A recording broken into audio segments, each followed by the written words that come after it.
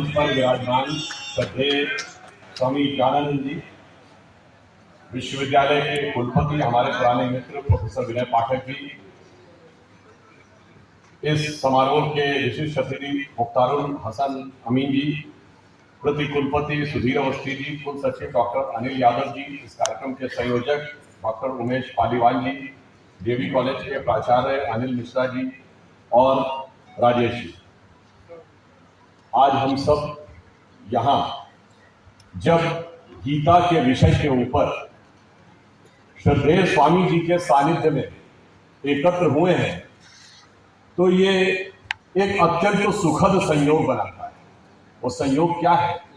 जैसा भी मैं तो ये कहना चाहूंगा कि जब स्वामी जी ने उद्बोधन दिया और धर्म क्षेत्र के मर्मज्ञ उपस्थित हो, तो मेरे विचार से जो लोग राजनीति के क्षेत्र में काम कर रहे हैं उन्हें श्रवण करना चाहिए, वाचन नहीं करना चाहिए। वाचन करना अनाधिकार चेष्टा के समकक्ष है, परंतु आदेश हुआ है तो मैं उनके ही उद्बोधन में से कुछ सूत्र लेकर आपके समक्ष विचार व्यक्त करूं। जैसे उन्होंने कहा पूर्व में कि जो मनुष्य का जन्म है, गीता में भी कहा गया है, बहुत दुर्लभ है। हमारे यहाँ तीन चीजें बहुत दुर्लभ मानी गई हैं। त्रयः दुर्लभा प्राप्त होती, मनुष्यत्वम, मुमुक्षत्वम, सज्जना नाम संगति। तीन चीजें अत्यंत दुर्लभ है जो दैव कृपा से प्राप्त होती है। सर्वप्रथम मनुष्य का जन्म, फिर मनुष्य के जन्म में मोक्ष की इच्छा, मनुष्यत्वम मुमुक्षत्वम, यानी आध्यात्म की तरफ प्रवृत्ति, और फिर तीसरी सज्जना नाम संगति, यानी सज्जन और साधु लोगों की संगति। आज मैं कहना चाहूंगा कि संयोग से तीनों ही संयोग यहाँ विराजमान है। स्वामी जी भी हैं, कई पूज्य संत मंच पर विराजमान है, तो और आप सब लोग कहीं न कहीं उस आध्यात्मिक विचार से प्रेरित हैं, तो तीनों का ही संगम हमें यहाँ दिखाई पड़ रहा है। इसलिए मैं कह सकता हूं कि एक बहुत अच्छा और उचित संयोग। अभी स्वामी जी ने इस विषय की तरफ रेखांकन किया कि जीवन के प्रबंधन में किस प्रकार की भूमिका गीता के द्वारा निभाई जा सकती है। तो मुझे स्मरण आता है, क्योंकि मैं सामाजिक क्षेत्र में और राजनीतिक क्षेत्र में कार्य कर रहा हूं, तो मुझे ध्यान आता है कि गीता क्या भूमिका राष्ट्र समाज के प्रबंधन में निभाती है। भारतीय संविधान के मूल प्रतिलिपि में जो कुछ एक चित्र अंकित है, उनमें एक चित्र भगवान कृष्ण का अर्जुन को गीता उपदेश देते हुए मिले। और संयोग की बात यह है कि वह संभवतः उस पेज पर है जिसमें directive principles of the constitution लिखे हैं, यानी नीति निर्देशक तत्व लिखे हैं। मुझे लगता है कि यदि भारत के संविधान और भारत के जनमानस का नीति निर्देशन किसी के द्वारा हो सकता है, तो गीता से अधिक उपयुक्त ज्ञान का वह प्रतीक नहीं है। और एक और मैं कह सकता हूं, क्योंकि वो गीता का उपदेश देते हुए चित्र है, तो वो एकमात्र बोलता हुआ चित्र है, क्योंकि बाकी सब में तो चित्र है और गीता में भगवान कृष्ण बोल रहे हैं। और यह प्रेरणा कहां से मिलती है? मैं तो स्मरण करना चाहता हूं कि आज हम स्वतंत्रता के अमृत महोत्सव वर्ष में आ गए। स्वतंत्रता की शुरुआत हुई तो सबसे पहले 1905 में, जब लोकमान्य बाल गंगाधर तिलक ने पूर्ण स्वराज्य का उद्घोष किया था। उनको प्रेरणा कहां से मिली? लोकमान्य तिलक ने गीता का अध्ययन किया और उनकी प्रख्यात पुस्तक है गीता रहस्य। तो यानी स्वतंत्रता का प्रथम उद्घोष जो होता है, पूर्ण स्वराज्य, उसकी प्रेरणा कहीं न कहीं गीता से आती है। दूसरे नंबर 1909 में महात्मा गांधी ने पुस्तक लिखी हिंद स्वराज, जिसमें उन्होंने स्वराज की अवधारणा कैसी होगी, यानी भारत की स्वतंत्रता का स्वरूप क्या होना चाहिए, इसके बारे में पूरा उन्होंने विस्तृत विवरण दिया। और महात्मा गांधी लिखते थे, जब कभी मुझे जीवन में संशय होता था तो मैं जाकर गीता पढ़ता था, और गीता के ही किसी न किसी भाग को पढ़कर मेरे मन में प्रेरणा आती थी। और आप सबको तो याद होगा, महात्मा गांधी ने तो कौसानी में जाके अनासक्ति योग के ऊपर पूरी पुस्तक लिखी है जो गीता से चली। इसलिए हमारे स्वतंत्रता और सामाजिक आंदोलन का जो प्रारंभ हुआ, वो कहीं न कहीं गीता के प्रारंभ से होता था। तो इसलिए बहुत उपयुक्त था कि directive principles of the constitution में गीता दिखाई पड़े। और जब अमृत काल आया है, आप याद करिए, 2014 में जब माननीय प्रधानमंत्री नरेंद्र मोदी जी इस देश के प्रधानमंत्री बने और वो अपनी विदेश यात्रा पे गए, पहली अमेरिका यात्रा, तो आप सबको ध्यान होगा उन्होंने तत्कालीन अमेरिकी राष्ट्रपति बैरक ओबामा को क्या भेंट किया था? श्रीमद् भगवद गीता। ठीक है, कुछ लोगों को अच्छा नहीं लगा था, तो मैं कहना चाहता हूं कि ये कर्मों का फेर था या कर्मों का दंड था कि जिन लोगों को अच्छा नहीं लगा था वो कहां खड़े थे और जिन्हें अच्छा लगा था वो कहां खड़े थे। और मैं ये भी कहना चाहता हूं कि यदि अमेरिकी राष्ट्रपति को मोदी जी ने गीता भेंट की तो यह और भी अधिक उपयोगी। आज अमेरिका दुनिया का सबसे शक्तिशाली राष्ट्र माना जाता है और उसकी शक्ति का उद्भव कहां से हुआ था?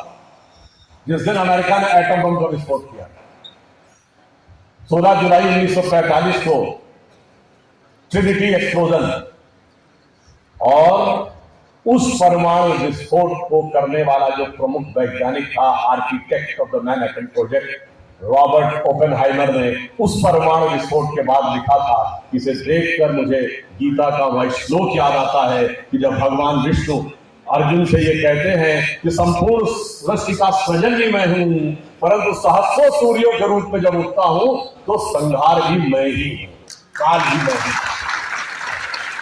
और आप सबको शायद पता हो, भाई आजकल कहते ना साइंस में सबसे मजबूत है, वो एटम बम बना लिया क्या? तो जिसने एटम बम बनाया वो रॉबर्ट ओपेनहाइमर ने गीता पढ़ने के लिए 1933 में संस्कृत सीखनी शुरू की। एटम बम तो 1945 में बना।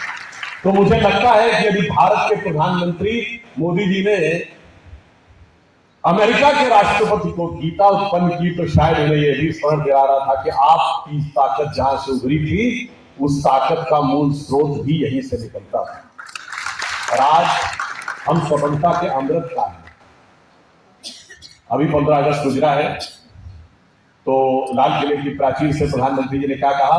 अगले 25 वर्ष का समय यह अमृत काल है, जब भारत 75वें वर्ष से शताब्दी वर्ष तक की यात्रा करेगा। और यह अमृत काल इसलिए महत्वपूर्ण है कि देश की जो युवा पीढ़ी है, 25 वर्ष के बाद हम लोग तो बुजुर्ग हो गए होंगे, यही पीढ़ी किसी न किसी महत्वपूर्ण स्थान पर बैठकर देश का दिशा निर्देश कर रही होगी। तो यह अमृत काल मूलतः युवा शक्ति से प्रेरित है, परंतु इस युवा शक्ति को प्रेरणा कहां से मिलेगी? अमृत काल का अमृत तत्व कहां से निकलेगा? वो अमृत तत्व निकलेगा, वो प्रसिद्ध श्लोक आप सबको पता होगा, सर्वोपनिषदो गावो दोग्धः गोपाल नंदना पार्थो वत्स सुधी भोक्ता गीता युद्धामृतम भात। सभी उपनिषदें गाय हैं, भगवान कृष्ण उसको दोहने वाले ग्वाले हैं, अर्जुन बछड़े हैं, और गीता रूपी अमृत तुल्य दुग्ध जो उससे निकल रहा है वह गीता है। और हम जो भी सज्जन लोग उसका पान कर रहे हैं वह सब साधु और संत जन है। तो मुझे लगता है अमृत काल का अमृत तत्व तो गीता रूपी अमृत से ही निकलेगा। और इसमें एक और बात महत्वपूर्ण, जानते हैं इसी श्लोक में वो संदेश है जो समाज, मानवता और विश्व को भी एक संदेश देगा। क्या? वो कहते पार्थो वत्स सुधी भोक्ता, यानी अगर गाय से दूध निकालना है तो उसके लिए वत्स यानी बछड़े की आवश्यकता है। क्यों? क्योंकि हम प्रकृति के उस सिद्धांत को मानते हैं कि गो माता के लिए जो दूध का निर्माण हुआ है वो सबसे पहले उसके बछड़े के लिए हुआ है। तो पहला अधिकार उस वत्स का है, पहला अधिकार उस बछड़े का है।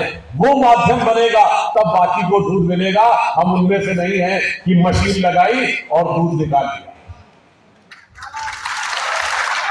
इसीलिए केमिकल फर्टिलाइजर बोए और धरती से निकाल दिया, जमीन में ट्यूबवेल लगाया, पानी खींच लिया, और आज हालत क्या हो गई कि पूरे विश्व के सामने इकोलॉजिकल इम्बैलेंस का प्रॉब्लम क्रिएट हो गया। आज हम कहते हैं कि दुनिया की पिछली 100 साल सबसे शानदार थे साइंस एंड टेक्नोलॉजी के डेवलपमेंट में। मनुष्य ने क्या क्या प्रगति नहीं की कि एक जमाने में वायरलेस का सिग्नल नहीं होता था, आज टेलीकॉम रेवोल्यूशन है, 5G और 6G का दौर की बात हो रही है, सैटेलाइट पूरी दुनिया में है, आज जेनेटिक इंजीनियरिंग आ गई है, DNA आ गया है, पैथोलॉजिकल टेस्टिंग आ गई है। परंतु आप सभी बातों को देखिए तो एक तरफ लगता है कि ये मनुष्य की अब तक की सबसे शानदार शताब्दी है। और दूसरी तरफ आप देखें तो हम उस मुकाम तक जाकर पहुंचकर खड़े हो गए जहां लगता है कि अगर हमने नियंत्रण नहीं किया तो 100 या 50 साल के बाद पूरी मानव जाति के अस्तित्व पर प्रश्न चिन्ह लग जाएगा।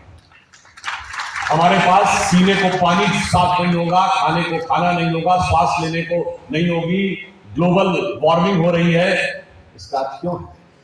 इसलिए है, अगर इस नजरिए से देखें तो ये मनुष्य जाति की सबसे खतरनाक शताब्दी में से, क्योंकि पूरी की पूरी ह्यूमन रेस के एग्जिस्टेंस पर क्वेश्चन मार्क लग जाए, ऐसा कभी नहीं हुआ। ये क्यों हुआ? हमने वत्स के भाव को नहीं समझा, हमने प्रकृति को माता नहीं समझा।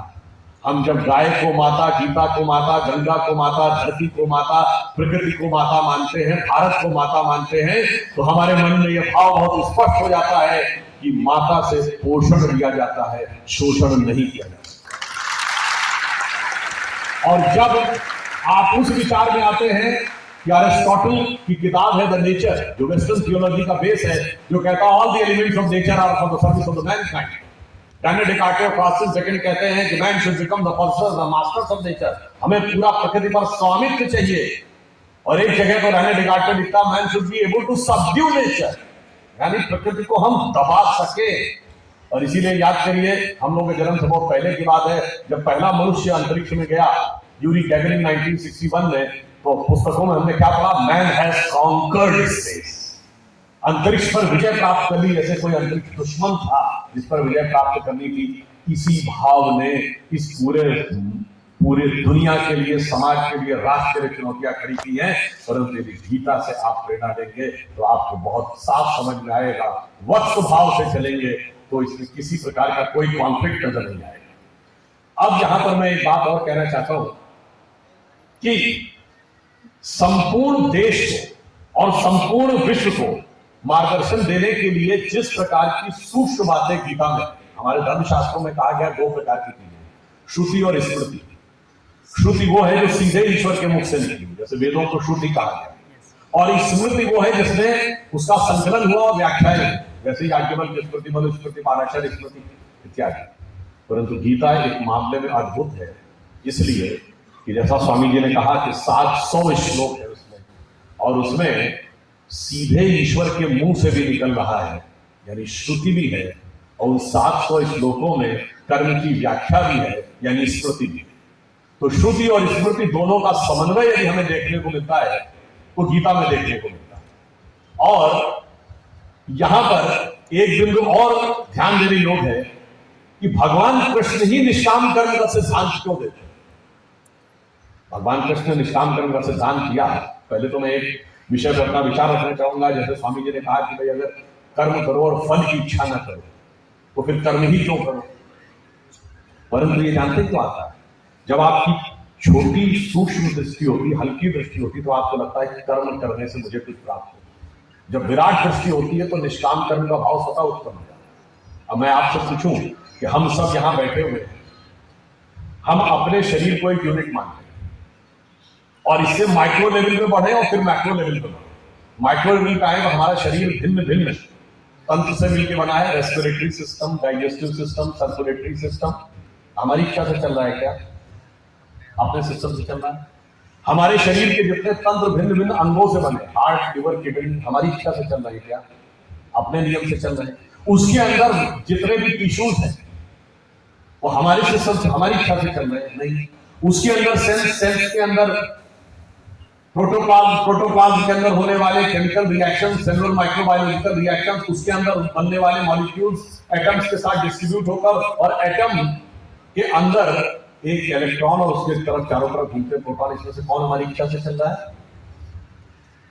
हमारी इच्छा से तो नहीं चल रहा है। अब आइए, आप विराट को, हम खड़े हैं धरती पे, खड़े हैं, धरती का इकोलॉजिकल सिस्टम हमारी इच्छा से चल रहा है। धरती अपनी एक्सिस पे घूम रही है, वो सूर्य के चारों तरफ घूम रही है, सूर्य गैलेक्सी मिल्की वे उसके सेंटर में घूम रहा है, बिग बैंग तक आप मल्टी यूनिवर्स में चले जाइए, हमारी इच्छा से है क्या? नहीं। तो इसका अर्थ क्या हुआ? जब संपूर्ण सृष्टि के क्रम में हमारा नियंत्रण परिणाम पर नहीं है, हमारा नियंत्रण केवल कर्तव्य पर है। इसलिए जिस भी स्थान पर जो भी भूमिका ईश्वर ने दी है, यदि आप उस विराट सत्य को समझ पाएंगे तो आपके मन में स्वतः निष्काम कर्म का भाव उत्पन्न हो जाएगा कि मुझे अपना कर्तव्य करना है, बाकी इस विराट सत्य क्रम को चलाने वाला ईश्वर स्वतः हमें उसका उपयुक्त फल देगा। इसीलिए गीता में भगवान कृष्ण ने अर्जुन से कहा, क्या कहा, निमित्त मात्रम भव सव्यसाची। इसलिए उन्होंने कहा तुम निमित्त मात्र बन जाओ, जो होना है वो कर्मों के अनुसार होना है, तुम्हें केवल कर्तव्य करना। और जब निष्काम कर्म की बात कही तो इसलिए मैं कह रहा हूं, इसमें ऐसा नहीं है कि आपको कर्म का फल नहीं मिलना है, कर्म का फल मिलना है, पर वो एक बड़े वास्ट सिस्टम के थ्रू मिलना है। इसलिए आप जितनी कंसंट्रेशन के साथ अपना कर्म करेंगे, वास्ट सिस्टम के अंदर उसका रिजल्ट देने का जो व्यवस्था है वो स्वयं इस जन्म में मिलेगा, अगले जन्म में। कोई किसी का कार्य घर नहीं जाता। जैसे आज आप सब कोई गए, अरे अगला पिछला जन्म किसने देखा है, तो मैं ये कहना चाहता हूं भाई, आप में से कितने लोगों को ये पता है कि आप जो आज खाना खाते हैं वो बोन मैरो में कितने दिन में पहुंचता है? 40 दिन। जो 40 दिन पहले आपने खाया था वो आज आपकी बोन मैरो में, आपको तो पता भी नहीं 40 दिन पहले आपने क्या खाया। और आज जो खा रहे हैं वो व्यर्थ नहीं जाने वाला है, वो 40 दिन के बाद भी आपका साथ देगा। तो आपने जो सैकड़ों दिनों में जो कुछ खाया पिया वो आपके साथ है। तो ऐसा नहीं है कि आपको भले ही ना पता हो कि 40 दिन पहले और 100 दिन पहले आपने क्या खाया है, पर वो आपके शरीर में है, गुड एलिमेंट के रूप में भी, इन्फेक्शन के रूप में भी।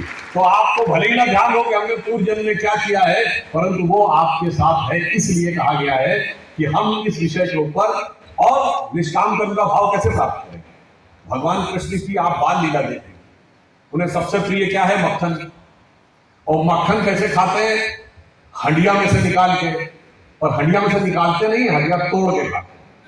और हांडी भी उनकी मिट्टी की है, धातु की नहीं है। ऐसा क्यों है? और भगवान कृष्ण का नाम ही क्या है? कृष्ण, अर्थात वो काले। पहली तो ये बात बड़ी अजीब है, पता नहीं कहां से हम लोग दिमाग में भर दिया गया है कि ये गोरा रंग जो है वो श्रेष्ठता का प्रतीक है, जबकि हमारे जितने भी भगवान हैं वो काले हैं, नीले हैं या सावले हैं। भगवान राम, भगवान विष्णु, भगवान शंकर, भगवान कृष्ण। यहां तक कि रामचरितमानस में भी जब सीता माता स्वयंवर से पहले जाती हैं देवी की आराधना करने, तो रामचरितमानस में क्या लिखा है? देवी जी उनको क्या वर देती है? मन जाहि राच ही नीलहि सोवर, सहज सुंदर सागर हो। गोरो तो नहीं बोला ना। अब पता नहीं कैसे जिन लोगों ने ये गोरा बनाने की वो क्रीमें निकाल दी है ना, उन्होंने हमारे दिमाग में ये बता। अब देखिए, भगवान कृष्ण काले हैं, इसका जानते क्या? मक्खन उनको क्यों पी? भगवान कृष्ण हमारे मन की उस अवस्था के प्रतीक है कि जब आप ध्यान लगाइए तो आपकी आंखों के सामने काला ही है। वो कृष्ण वर्ण जो है वो उस गहरे ध्यान की अवस्था जिसका स्वामी जी वर्णन कर रहे थे, मेडिटेशन क्यों आवश्यक, उसका प्रतीक है। तो जब आपका मन जो है वो दूध की तरह है और संसार पानी की तरह है, दूध और पानी मिला देंगे तो सारा दूध पानी में मिलकर व्यर्थ हो जाएगा। परंतु यदि इस दूध को स्थिर कर देगा, मन को स्थिर किया, तो दूध स्थिर होकर क्या बनता? दही। और जब स्थिर होने के बाद उसका मंथन किया, दही को मथा, तो उसमें से क्या निकलता है? मक्खन। तो जब प्रवृत्तियों को अपने अंदर स्थिर करके, मन को स्थिर चित्त करके, प्रवृत्तियों का उन्नयन करके मंथन करते हैं, तो आपका मन उस अवस्था में आ जाता है जो नवनीत है, मक्खन है। अब मक्खन को पानी में डाल दीजिए, बेकार नहीं होता है।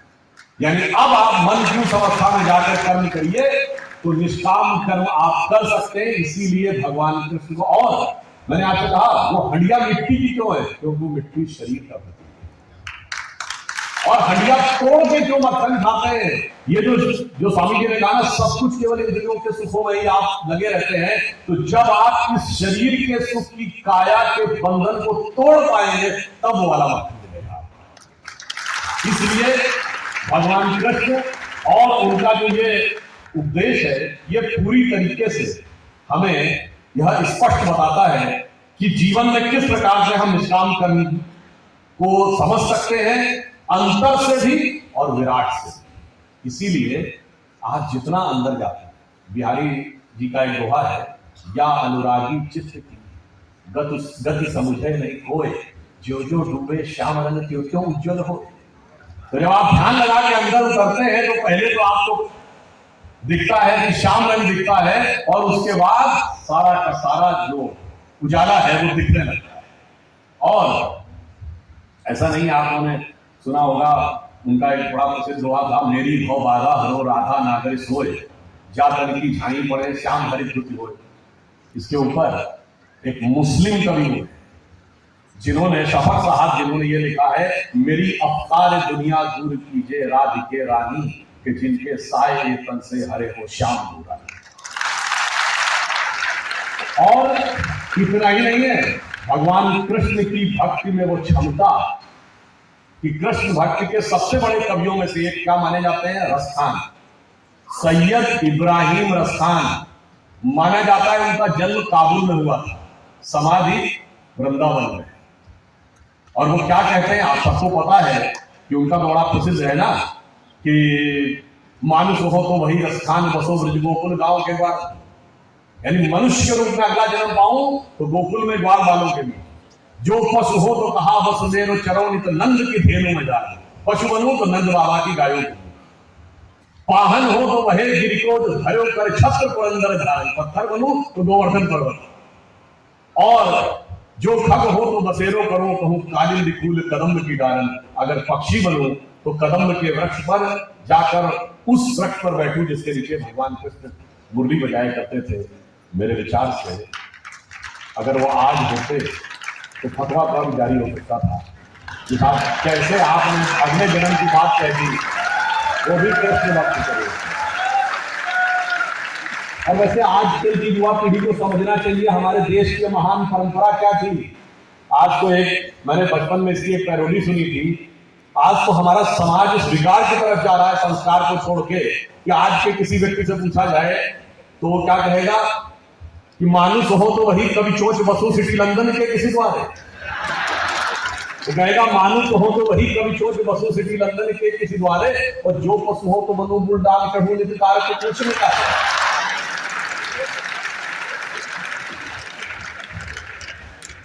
तो मैं सिर्फ यह कहने का प्रयास कर रहा था कि हमारे अंदर का जो भाव है वो कितना गहरा है। अभी स्वामी जी ने इस विषय का जिक्र किया कि हमसे टीवी डिबेट में पूछा गया कि 5 चीजें क्या हैं, तो मैं याद दिलाना चाहता हूं उन 5 चीजों का स्रोत ये था कि पिछले 15 अगस्त को जब प्रधानमंत्री जी ने कहा था कि हम अमृत काल में जा रहे हैं, तो 5 बातें उन्होंने कही कि अमृत काल में 5 हमारे लक्ष्य हैं। नंबर 1, भारत को विकसित राष्ट्र बनाना है, 2047 तक नंबर 1 की अर्थव्यवस्था बनाना है। दूसरा क्या था, गुलामी की मानसिकता के हर प्रभाव से अपने को मुक्त करना। तीसरा यह है कि अपनी संस्कृति और विरासत पर गर्व करना, और चौथा यह है कि सबके लिए सबको प्रयत्न करना है, और पांचवा यह है कि वो प्रयत्न जो है वो सामूहिक रूप से कर्तव्य करना है। और इसलिए हम ये कह सकते हैं कि वो जो सांस्कृतिक गौरव और हमें गुलामी की मानसिकता से मुक्त होने की आवश्यकता है, उसके लिए यह जरूरी है कि अगर हम गीता का पाठ करेंगे तो इसके अंदर वो सारे के सारे आधार मिल गए। क्यों, मैं एक विषय और कहना चाहता हूं, अक्सर धर्म ग्रंथ में या किसी भी धर्म में 2 प्रकार की चीजें आती है। या तो वो आपको संन्यास के बारे में बताए कि भगवान से अलग, भगवान की तरफ जाओ, संसार से अलग, और या फिर सांसारिकता का नियम बताएगा। मगर सिर्फ गीता में भगवान कृष्ण ही वो उपदेश देते हैं जिसे निष्काम कर्म कहते हैं, यानी संन्यास्त भाव के साथ संसार में रहकर कैसे काम किया जा सकता है। मेरे विचार से दुनिया में कोई दूसरा ऐसा उदाहरण आपको नहीं मिलेगा। और हम ये भी कह सकते हैं भगवान कृष्ण इसको अपने आचरण में भी करके दिखा। यदि कर्म के सिद्धांत को प्रतिपादित किया है तो हमारे भगवानों ने कर्म के सिद्धांत को अपने आचरण में बुला के दिखाया। भगवान राम जब सेतु बनाने जाते समुद्र के किनारे तो समुद्र ने रास्ता छोड़ा था क्या? नहीं छोड़ा, बल्कि प्रकट होकर कहता प्रभु ये तो आपकी दी हुई मर्यादा है, कैसे छोड़ सकते हैं? कहीं और छोड़ दिया था, आप लोग पढ़िएगा।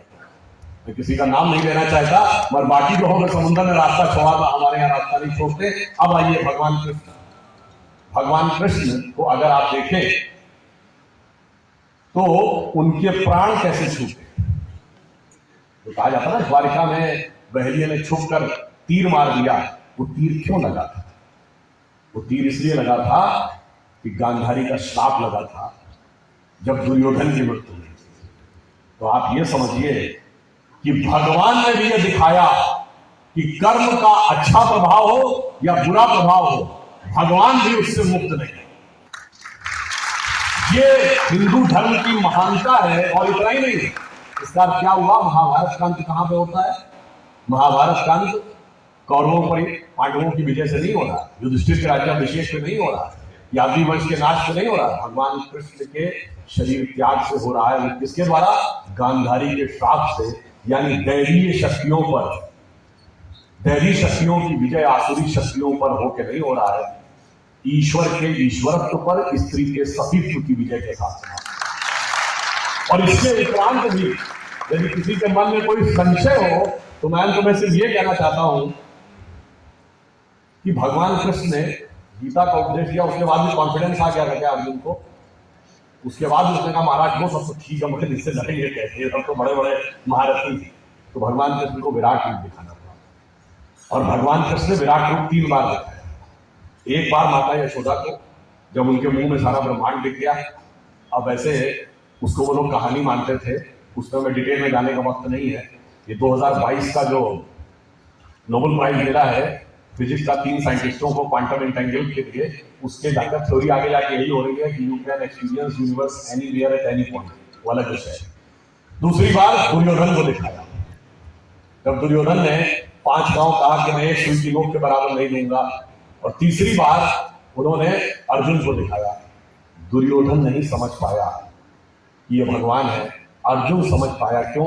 अर्जुन उससे पहले गीता का उपदेश सुन चुके थे। तो वो आधार बनाती है कि जब भगवान आपको दिखे तो आप पहचान तो सके कि ये भगवान है। और इसीलिए उन्होंने जब उनको दिखाया तो क्या कहा? उन्होंने कहा देखो ये तय है कि अब तुम्हें ही राज करना है, और ये सब भूमि में पड़े होंगे, पलक झपकाइए, झपकाऊंगा, और यही तय है। तो उन्होंने, अर्जुन ने कहा कि महाराज ये तय है तो फिर किस बात का रक्षपात करना, आप पलक झपकाइए, मैं सिंहासन बैठाऊंगा और जमीन में पड़े होंगे। तो भगवान कहते हैं तय तो है, मगर मिलेगा कर्म के सिद्धांत के अनुसार ही। क्योंकि अगर बगैर कर्म के सिद्धांत के देना हो तो पत्थर को तो राजा क्यों न बना दूं। तो इसलिए आप ये समझिए, मैं आपको सिर्फ ये भी कहना चाहता हूं कि अगर हमारे देश का भी, अब जैसा स्वामी जी ने कहा कि बदलाव आया है, एक विराट स्वरूप उभर रहा है, तो आप समझिए कि भारत का वक्त आ गया है। कैसे? मैं एक पंक्ति में बताता हूं। एक दौर था जब हम वर्ल्ड के पावर सेंटर, हम ही इंटेलेक्चुअल सेंटर थे, हम ही इकोनॉमिक सेंटर थे, हम ही मिलिट्री सेंटर, 2500 साल पहले। जब भारत का डिक्लाइन हुआ आज से 2500-2600 साल पहले, तो पावर सेंटर वर्ल्ड का कहां शिफ्ट हुआ? आज का ईरान, गैलियस ऑफ पर्शिया। जब पर्शियन एम्पायर का डाउनफॉल हुआ तो किसका राइज हुआ? मेसोपोटामियन एम्पायर, आज का इराक, और वेस्ट की तरफ चला गया। जब मेसोपोटामियन एम्पायर का डाउनफॉल हुआ तो किसका दौर आया? टर्किश एम्पायर, आज का टर्की।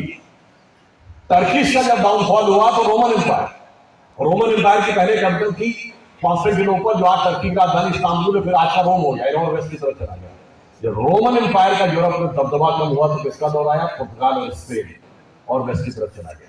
पुर्तगाल और स्पेन का दबदबा खत्म हुआ तो किसका जमाना आया? ब्रिटेन और फ्रांस, और वेस्ट की तरफ चला गया।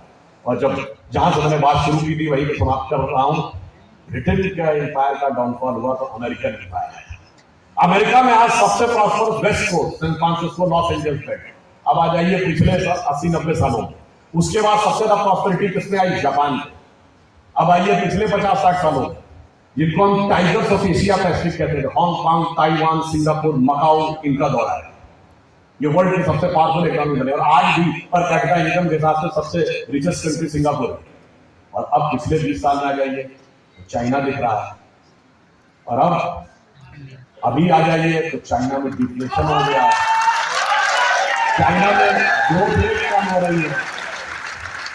और गौर से देखिए तो वहां की एक सबसे बड़ी रियल एस्टेट कंपनी एवरग्रांड दिवालिया हो गई है। तो इसका मतलब अगला पड़ाव क्या है?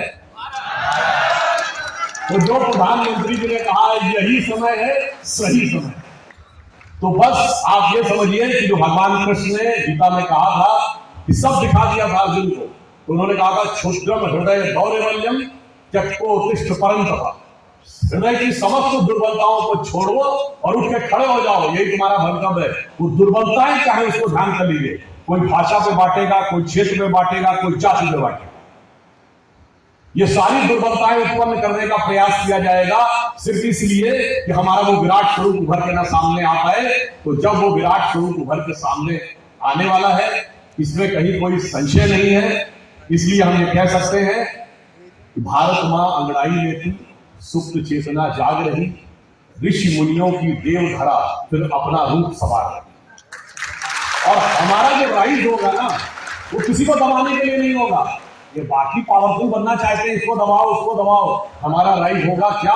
हम जगत गुरु थे दुनिया को उठाने के लिए, दुनिया को इंस्पायर करने के लिए। तो मैं अंत में, चूंकि सारा गीता का ज्ञान मूलतः वेदों से लिया गया है, प्रस्थानक त्रयी का उल्लेख किया गया इससे पहले, यानी ब्रह्म सूत्र, उपनिषद और गीता ये प्रस्थानक त्रयी माने गए हैं। तो अटल जी की कविता जो बड़ी फेमस कविता थी, हिंदू तन मन हिंदू जीवन रग रग हिंदू मेरा परिचय, उसका जो एक छंद है वो कहता है कि मैं अखिल विश्व का गुरु महान, हमारा राइज करके क्या दिखाएगा दुनिया को, मैं अखिल विश्व का गुरु महान, देता विद्या का अमरदान, मैंने दिखलाया मुक्ति मार्ग, मैंने सिखलाया ब्रह्म ज्ञान, मेरे वेदों का ज्ञान अमर, मेरे वेदों की ज्योति प्रकर मानव के मन का अंधकार क्या कभी सामने सका ठहर, मेरे स्वर नभ में गहर गहर, सागर के जल में छहर छहर, इस कोने से उस कोने तक कर सकते जगती सौरभ में, हिंदू तन मन हिंदू जीवन रग रग हिंदू मेरा। और अंत में एक लाइन और कह दूं, भारत कब महान बनेगा? जब समृद्धि भी आएगी, हम टॉप इकोनॉमी भी होंगे और टॉप इंटेलेक्चुअल पावर भी होंगे, यानी माता लक्ष्मी की भी कृपा होगी, माता सरस्वती की कृपा होगी, और दोनों ही कमल पे विराजती है, ये भी ध्यान रखिएगा।